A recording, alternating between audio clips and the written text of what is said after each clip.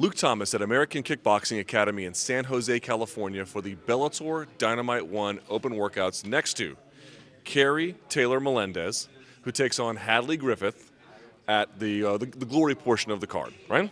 Correct, that's correct. I got all that right, right? Got all that correct. Okay, so lots to talk about.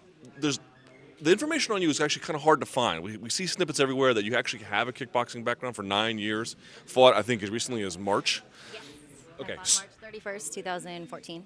All right, so give us an update. How many fights total do you have? And the amateurs kind of count everything. In the amateurs, I'm 5-1. In the pro, I'm 2-1. And I did this World Combat League Chuck Norris thing for a couple years, and I was 3-1 in that league. Okay, so that you don't count that as pros? I think they do count it as pros, but it was only each fight was 1 3-minute round. Right. So it's hard for me to count as my pro record. Okay. So why now? Like when Scott Coker came to you this idea, what about it resonated with you? I've been training for a long time. Obviously, I took a break because, not obvious, but I took a break because I tore my ACL and I had a baby. And now she's 5 and she's in kindergarten, and I just feel like I have some more time to train.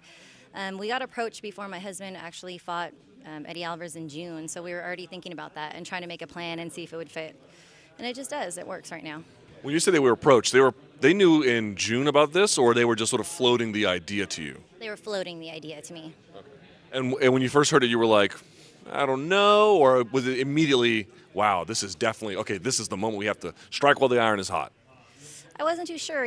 I was focusing a lot on my husband at that time and his big fight, so I wasn't sure at all. And just I needed to go back and figure out for myself if I had the passion for it, if I wanted to make a full commitment, and give my all into this. Now that you've started the process, we're just days away from the fight, are you surprised with the amount of media attention? Like, to me, it's not at all surprising. Seems like to you, it's like, I wasn't quite expecting maybe this much. It is surprising to me. I guess it's a new challenge for me. I've seen my husband go through it like a million thousand times, and he makes it look super easy. But for me, it's just not as easy. Maybe I'm a little bit more shy. Does talking to the media suck? Like not just this week, but you've done radio interviews. Like if you could get rid of it, would you? Do you hate it that much? I wouldn't use the word hate at all. It's just something that You're too kind. something I would need to get used to. I like to focus a lot on my training and getting in there and fighting and doing my words in the ring or the cage or whatever it may be. That's how I like to show it, and it's hard for me to talk right now until I go out there and fight. And then maybe, I'll be happy to talk. I hate to look too far into the future, but I'm just generally curious. Maybe you haven't even thought about it. But I know you're planning to make your Bellator debut sometime in 2016, right? Okay, if that's the case, then what is this? Is this getting your feet wet because kickboxing is more natural to you? Is this like Paul Daly? Maybe you plan to go back and forth. What is, if you've got even a loose plan, what is it? I wouldn't mind going back and forth, but I think after this, I would need to focus a lot on my MMA training because I haven't had any fights. So I'm not opposed to the idea of fighting again, and especially on such a special dynamic card. But after this fight, I want to focus a lot on my MMA and my grappling. To what extent do you have a background in that? I mean, obviously you guys both have a combat sports lifestyle. How much of that has been a part of your life the last few years? It's definitely, like you said, it's our lifestyle. So it's been a part for my years. I mean, it's been 9 years, and I've dabbled a little bit on the ground game.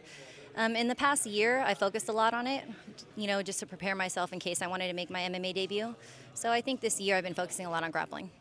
Easy to say that this is far and away I don't know if it's the biggest fight or most high-profile fight or most eyeballs on you. In your mind, how do you classify what this fight is?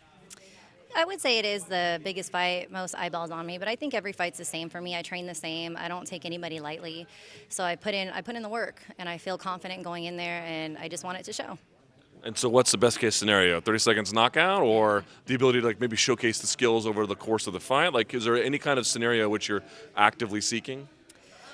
I'm just trying to put on a good show and get my hand raised. Me being my hand raised, that's the best case scenario. Okay, so if you're here and you're training and your husband's here as well and he's cornering you, who's watching the gym? Right now I have my manager, and who's awesome and the best. I don't think I could do it without her. Elisa, thank you. But she's watching the gym, and actually Gilbert's dad's here visiting, and he takes a look and helps with us also.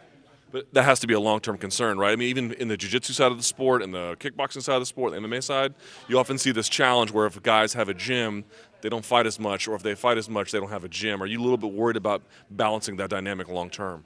No, we put a lot into this gym. We started out with a small gym to get our feet wet with running a gym, and we moved into a 7,500-foot location. So I feel like it's starting to run itself right now, and we had a great staff. We've been in our big location for 4 years now, so we surround ourselves with good people, great instructors, and I think we have a lot of help. Before we let you go, let's learn a little bit more about you. In terms of combat sports, like who are your favorite athletes or fighters? When you watch tape because you just want to watch that person, who is it? Of course, my husband, Yes, definitely. You know, I can't help it. He's just great. But his teammates, my favorites, Nate Diaz, Nick Diaz, Jake Shields, my teammate Leslie Smith. They're all beasts and animals, and I'm lucky to get to see them. I get to see them live. I get to see them spar, once a month at least. Okay, but not them. Discounting the scrap pack and everyone involved with that. Who else? Like, is there someone else in a historical figure, a contemporary, someone out there like really putting in work? You're like, I like that person. When I started out in Muay Thai, and I looked up to maybe 8 years ago, and even still now, and I know that she fights in the UFC, but in Muay Thai, I looked up to Jermaine Dirondami. She was awesome, just her style, and she also knocked out a dude, so I thought that was great. And so the Iron Lady, that's the top one for you? I think right now, what I can think of in Muay Thai, that was my first passion, my first love, and I looked up to her. Fair enough. Well, there's big expectations, but you look very prepared for it. Best of luck to you on Saturday, and we look forward to seeing more of you. Thank you so much.